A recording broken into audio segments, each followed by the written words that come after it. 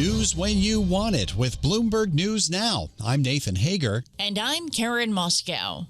Karen, there are new tensions between the U.S. and Iran less than 48 hours before a fragile ceasefire is set to run out. Vacate your engine room. Vacate your engine room. We're prepared to subject you to disabling fire. U.S. Central Command posted that video of the Navy firing upon, then seizing an Iran-flagged cargo ship in the Gulf of Oman. It's the first time the U.S. has taken over a vessel since the blockade of the Strait of Hormuz began last week. It's casting doubt on talks that President Trump had promised would seal the deal with Iran tomorrow night. Bloomberg's Jumana Bersetchi has more from Dubai. This is the situation we're in right now, from, optimism on Friday and perhaps some vessels preparing themselves for passing through the straits safely had to U-turn, and now we're back to a standstill again. Essentially, no vessels, no ships, nothing is being passed through. And not only is there concern about what instructions to get from either side, whether it's the Iranian Revolutionary Guard or whether it's the U.S., but also real concerns about safety given the mounting dangers involved. Bloomberg's Jumana Bersetchi reports President Trump is once again threatening to destroy all of Iran's power plants and bridges if talks fail. Iran's foreign ministry says it still hasn't decided if it's taking part. It says Iran's armed forces will respond to any, quote, new adventure. Well, Nathan, the White House still says Vice President J.D. Vance will head to Islamabad tonight to lead a second round of talks along with envoys Steve Witkoff and Jared Kushner. John Feiner was chief of staff to former Secretary of State John Kerry when he negotiated the 2015 nuclear deal with Iran. He says talks with Tehran are never going to be easy. Negotiations with the Iranians take time, they take patience, they take expertise, and airdropping the vice president into Pakistan for one day was never going to get the job done. And former Trump Defense Secretary Mark Esper says it's unclear whether the two sides will even talk this week. The president's been saying that we're very, very close to a deal, that they want it really badly.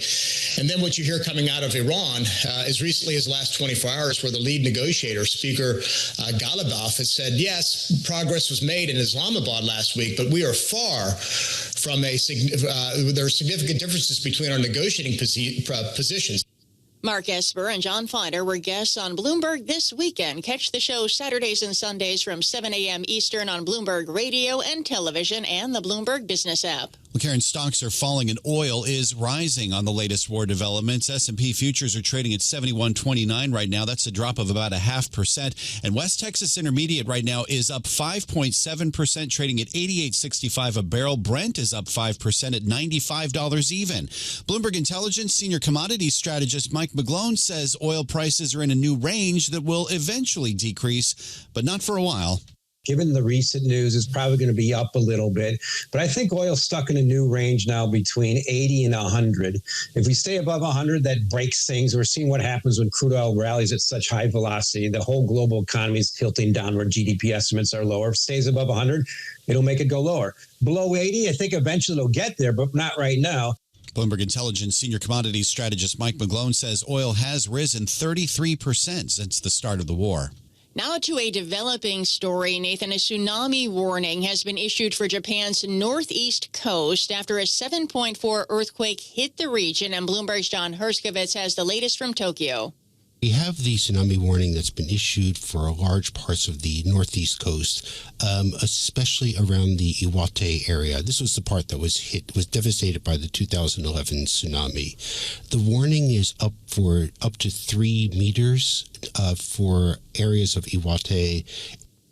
And Bloomberg's John Herskovitz says in 2011, a magnitude 9.0 earthquake and tsunami caused more than 22,000 deaths and forced nearly 500,000 people to flee their homes. In Europe, Karen, Bulgaria's former president Rumen Radev has claimed an overwhelming victory in his country's general election. His Progressive Bulgaria party, which opposes sanctions on Russia and military aid for Ukraine, is headed for an outright majority in the 8th general election in Bulgaria since 2021.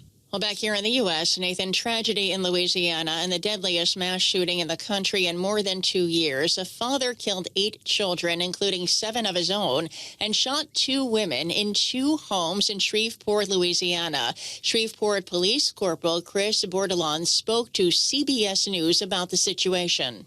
He drove into a neighborhood and exited the vehicle, and initial indication is he produced a handgun and we returned fire and ultimately killed the suspect. Shreveport Police Corporal Chris Bordelon said the gunman was identified as 31-year-old Shamar Elkins. A cousin said one of the women was married to the shooter, and they had been arguing about a separation and were due in court today. And that's news when you want it with Bloomberg News Now. I'm Karen Moskow. I'm Nathan Hager, and this is Bloomberg.